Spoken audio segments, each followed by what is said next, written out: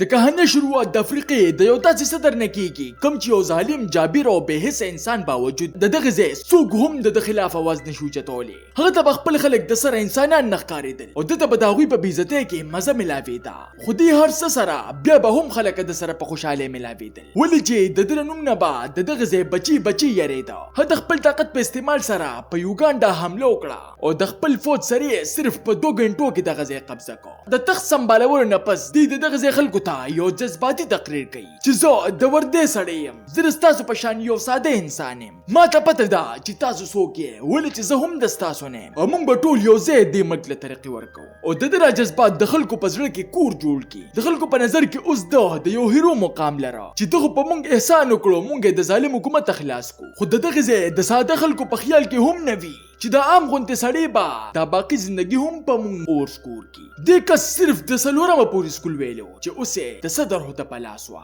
دا کس و ایډي امین. یو ورځ دی په ګاډي کې روان وي چې په ګاډي باندې دی یو غو وخي چې په دغه حادثه کې دی معمولی غونډې زخمی شي چې دغلته په موقع باندې یو انګریز رضاکار هم موجود دی چې دله پټیو کی او بل طرف ته هغه زخمی غوا د تکلیف نه چغې وخي چې دغه رضاکار په تادې سره د تمانچه راواخلي او د دړوان دی غوا وولي او وایي چې لمنه تکلیف بخلاص کړه. هڅه هدا عمل د دوی د قانون خلاف ورزي وا، خو ایډي د داسې خلکو په تلاش کې چې ډیر سوچونه نه کوي او ډایرکټ کار وباسي. د دې د جرأت د ایډي دومره خوښ شي چې د ځان سره په خپل ټیم کې واخلي او د خوشحالۍ نه دته خپل کمیس واچي او دا کم عمر الک اوس د ایډي د ذاتی ډاکټر په تور کار شروع کی. ایډي د دې لکه دومره متاثر چې د ځان سره غټو محفلونو ته بوزي چې ورځ د نور ملکونو صدرانو سره ملاوهي چې د برتانیې صدر خبردار کی چې خیال کوا دا سړی خطرناک دی. خو د دوی خبره باندې دومره غور ونه کی چې دوی خو زموږ صدر سره بغض ساتي، ولې چې دوی هم د ایډي نه سخت متاثر او د هغه د جذباتي تقریرونه دته داسې لګي چې واقعي د سره د خپل خلکو احساس شته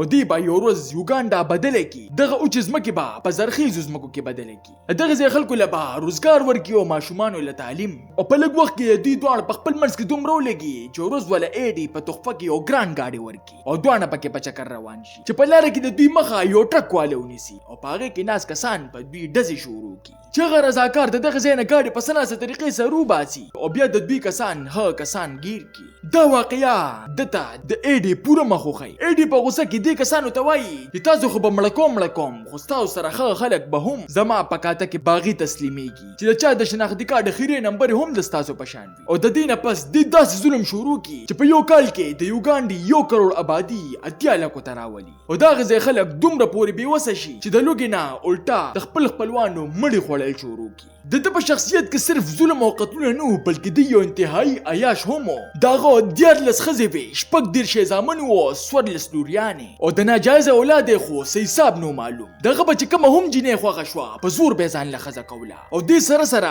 خغه د ملک ټول غیر ملکی کسان بار کړل او دغه جیدادونه او کاروبارونه په خپل لاس کې واغشتل. د هر څه سره دغه طاقت نشه هم سیواشي او د چین او د امریکای غونټه غټو ملکونو لا دمکه ورکول شروع کی. هغه رضاکار چې کوم د په سوچ مینو داغه ته هم یره شروع شي چې دو په لکونو خلکو ملکل زخ ورته غازر هم نخکارم او په یره باندې جون تیرول شروع کی چې ورځ ایډي تبای چې زه خپل ملک ته تګواړم او خپل مور او پلار سره ملاوېدل غواړم، خو هغه وته انکار وکي چې دلته تا ته رسسیس کمې دي، تا له ما دلته د خپل ملک نه هم سہولتونه درکړي دي چې درسو پورې جمدیم زه تا د ځان نشم جدا کولی، تا ته څه پته را چې تا سره څومره مینه کوم. دی په دې سخت خپشي چې رپورټونه هر سره د قبضه کې دي، په پټه خو ځکه نشم تلی چې د اجازه ته بغیر خو دلته مرغې هم پر نشي وخلی نو بل ملک ته به څنګه وړم. دی سخت خفای چې یو شپه د ایډي خزر د خواله راشي چې زه دې زناور نه اولاد نه غواړم، ته هسه هم ډاکټر مال سداس د وی راکا چې زه د ماشوم مړ کما. د خزا هسپتال ته بوزي خو د ملګری د در مدد کولو نه انکار وکي چې په هر ځای کې د ایډي جاسوسان موجود دي، هسه ځان هم خرابوي ما هم پرګدا او دی مجبورن خزا دغه ځای نه یو لري او خوش هسپتال ته بوزي چرته چې سہولتونه د نش برابر خو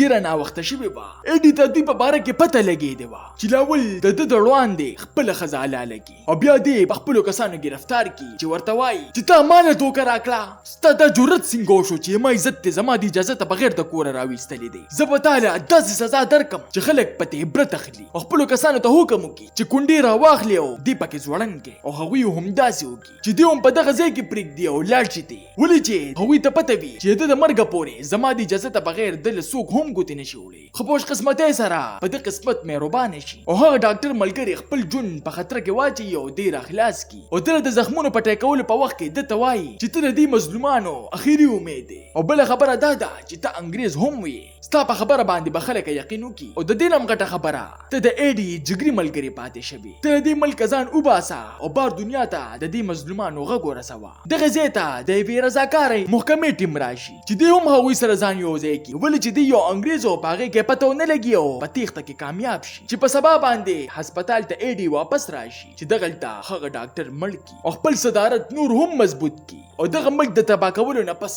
خپل یوې ښځې سره سعودي عرب ته مخه وکړي چېرته چې په 2003 کې د ګردو د خرابي په وجې په 2 کم اویا کاله عمر کې مړ شي تاسو ته دا نینه کہانی څنګه ولګېده ما ته خپل قیمتي رائے په کمنټ کې ضرور راکړئ ملاوي ګوبا په یو نوي ویډیو سره مال راکړئ اجازت